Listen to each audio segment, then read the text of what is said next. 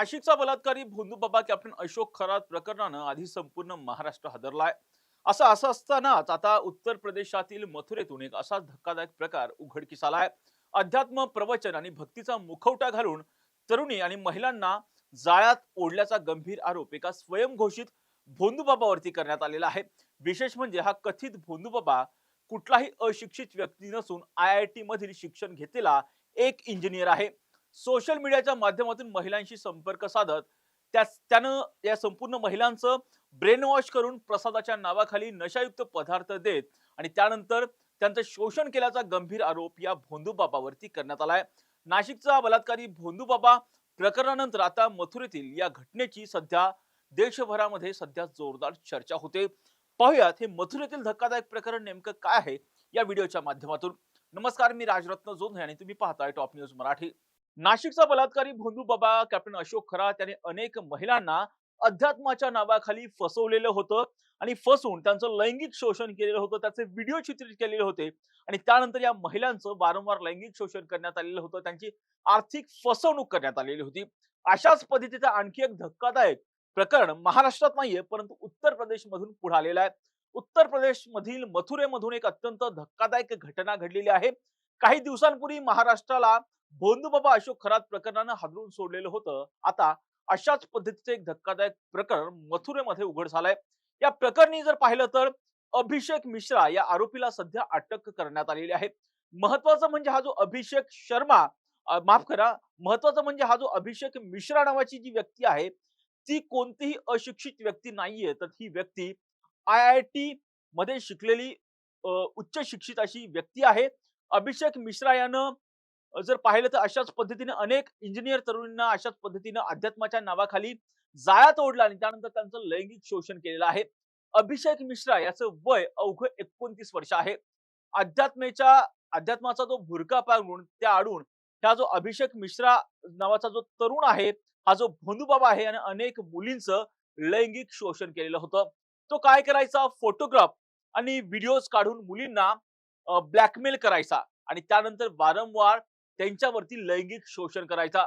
सर्वसामान्यांना त्याच्या आध्यात्मिक चेहऱ्यावरती विश्वास बसावा म्हणून हा जो अभिषेक मिश्रा आहे त्यानं त्याचं नाव सुद्धा बदललेलं होतं. त्यानं त्याचं नाव चेंज केलेलं होतं. या अभिषेक मिश्रानं त्याचं नाव लोकांना विश्वास बसावा म्हणून त्याचं नाव काय ठेवलेलं होतं, तर अधिकर्ता नारायण दास असं नाव हा जो नराधम आहे, भोंदूबाबा आहे अभिषेक मिश्रा यानं धारण केलेलं होतं. IIT रुड़की मधून त्याने मेकॅनिकल इंजिनिअरिंगची डिग्री घेतलेली होती, शिक्षण घेतलेलं होतं आणि मथुरेतल्या हा जो मथुरेमधला जो आपण म्हणू शकतो की नाशिकचा जो बलात्कारी भोंदूबाबा होता कॅप्टन अशोक खरात, तशाच पद्धतीचं कृत्य हा जो नराधम आहे अभिषेक मिश्रा, जो की IIT रुड़कीमध्ये शिकलेला मेकॅनिकल इंजिनियर आहे, त्यानं अध्यात्माच्या नावाखाली केल्याचं पाहायला मिळालेलं होतं.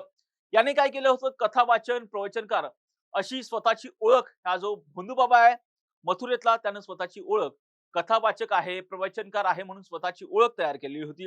आपला जनसंपर्क वाढवण्यासाठी त्यानं राधा कृपा अमृता या नावाचं एक युट्यूब चॅनलही सुरू केलेलं होतं आणि या चॅनल मधून तो हिंदी आणि त्याचबरोबर इंग्लिश मधून प्रवचन द्यायचा. फक्त जनसंपर्क वाढवायचा नाही, तर या माध्यमातून तो ज्यांना टार्गेट करायचा त्या मुली आणि महिलांना हेरायचा आणि खास करून जास्तीत जास्त पद्धतीनं तो इंजिनियर मुलींना टार्गेट करत होता, लक्ष करत होता. छत्तीसगड मधील एका महिलेच्या तक्रारीवरून पोलिसांनी हा जो नराधम आहे मिश्रा नावाचा जो भोंदूबाबा आहे याला अटक केली आहे.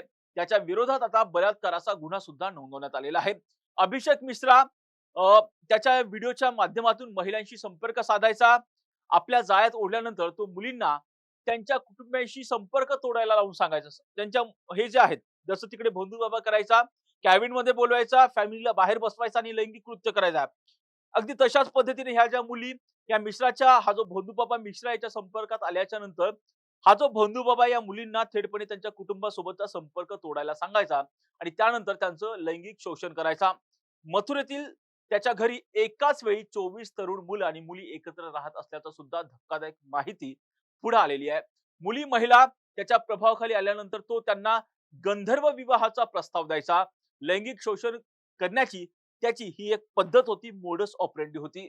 गंधर्व विवाह केल्यानंतर तो मुलींना प्रसादाच्या नावाखाली उत्तेजक मिसळलेलं दूध प्यायला द्यायचा. तिकडे ज्या पद्धतीनं तो वयाग्राम मिक्स करून ज्या पद्धतीने भोंदूबाबा अशोक खरात द्यायचा ना, अगदी तशाच पद्धतीने उत्तेजक उत्तेजक जे पदार्थ असतात ते दुधामध्ये मिक्स करून हा जो मिश्रा नावाचा भोंदूबाबा आहे त्या मुलींना द्यायचा आणि त्यानंतर लैंगिक कृत्य करायचा आणि त्यानंतर त्याचं व्हिडिओ रेकॉर्डिंग करून ठेवायचा आणि त्यानंतर ह्या ज्या मुली आहेत त्या मुलींना ब्लॅकमेल करायचा. त्याच्या मोबाईलमध्ये अनेक अश्लील व्हिडिओ सापडलेले आहेत, अनेक अश्लील फोटो सुद्धा सापडलेले आहेत. पोलिसांनी या प्रकरणी सध्या अधिकचा तपास सुद्धा सुरू केलेला आहे. अभिषेक मिश्रा याला ताब्यात सुद्धा घेण्यात आलेला आहे आणि त्याचबरोबर अभिषेक मिश्रा ह्या ज्या मुली आहेत त्यांच्या कुटुंबाकडून पैसे सुद्धा उकळायचा, त्यांना ब्लॅकमेल सुद्धा करायचा अशी सुद्धा एकंदरीत माहिती जी आहे ती पुढे आलेली आहे. दुसऱ्या मुली त्याच्या सहवासात सानिध्यात याव्यात यासाठी तो अनेक वेळा प्रयत्न करायचा. ह्या ज्या वशमध्ये आलेल्या ज्या मुली होत्या त्या मुलींच्या मार्फत तो आहे ना इतर मुलींना सुद्धा अशाच पद्धतीने जाळ्यात ओढण्याचा प्रयत्न करायचा. अटकेच्या 6 महिने आधी याला जी आता अटक झालेली आहे या मिश्रा नावाच्या भोंदूबाबाला, त्याच्या अटकेच्या 6 महिने आधी एका मुलीचं कुटुंब तिला भेटण्यासाठी त्याच्या मथुरेतील घरी आलेलं होतं. त्यावेळी मिश्रा आणि त्याच्या सहकाऱ्यांनी मोठा गोंधळ सुद्धा घातलेला होता.